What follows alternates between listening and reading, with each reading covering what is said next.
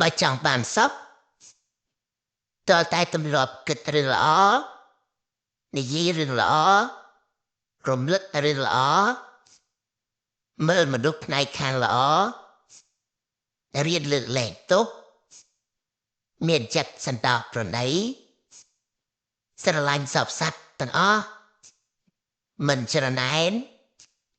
មិនសូវខំគុំគួនខ្លាំងមិនស្មុគស្មាញពេកកុំស្ដាយក្រោយកុំព្រួយបារម្ភពេកកុំហួងហែងខ្លាំងពេកកុំសូវមើលរឿងក្តៅក្តៅហើយកុំសូវអានព័ត៌មានអាក្រក់ពេកកុំលូករុនពេកកុំប្រកាន់ខ្លួនពេក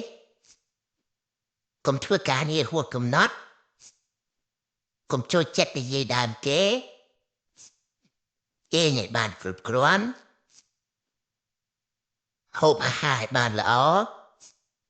ហាត់ប្រាណហ៊ានទទួលស្គាល់ការពិតស្ដាប់ធម៌ធ្វើសមាធិទម្លាប់ប្រមូលរឿងល្អចូលក្នុងជីវិតអ្នកនឹងបានសុខច្រើន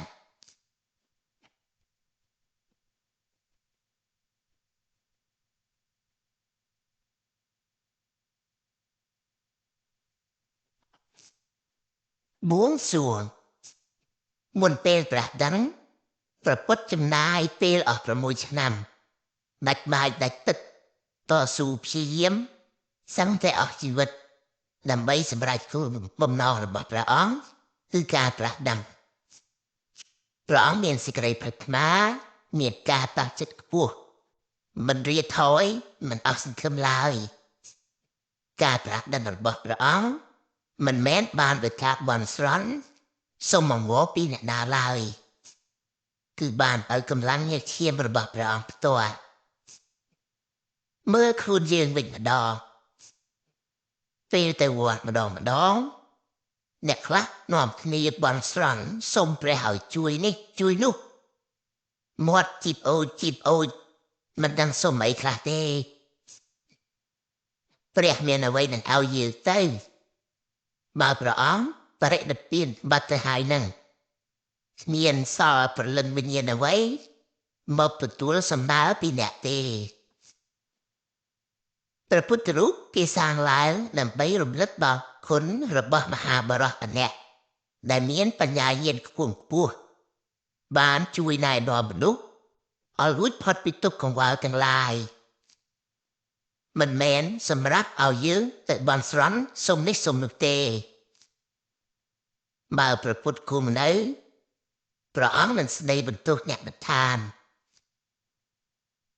រីឯការថ្វាយបង្គំរបស់អ្នកគឺជាការសម្ដែងគោរពដឹងគុណចំពោះព្រះអង្គអ្នកបានបុណ្យ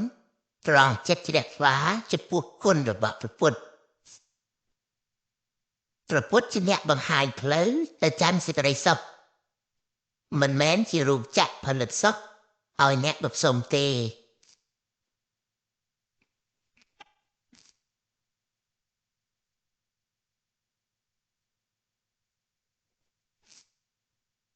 បាក់ទឹកចិត្តពេលជួបបញ្ហាច្រើនពេកពេលបាត់បង់មនុស្សជាទីស្រឡាញ់ឬសង្ឃឹមខ្លាំងហើយបែរជាខកបំណងទៅវិញឬឈឺយូរពេកឬប្រឡងធ្លាក់ជាដើមធ្វើឲ្យអ្នកខ្លះស្លុតចិត្តខ្លាំងបាត់បង់ស្មារតីគិតអីលែងចេញបែរជាស្រងូតស្រងាត់អស់កម្លាំងលែងចង់ធ្វើអីអស់សង្ឃឹមរហូតដល់អ្នកខ្លះលែងចង់បន្តដំណើរទៅមុខទៀតក៏មានមូលហេតុចម្បងនៃជំងឺបាក់ទឹកចិត្ត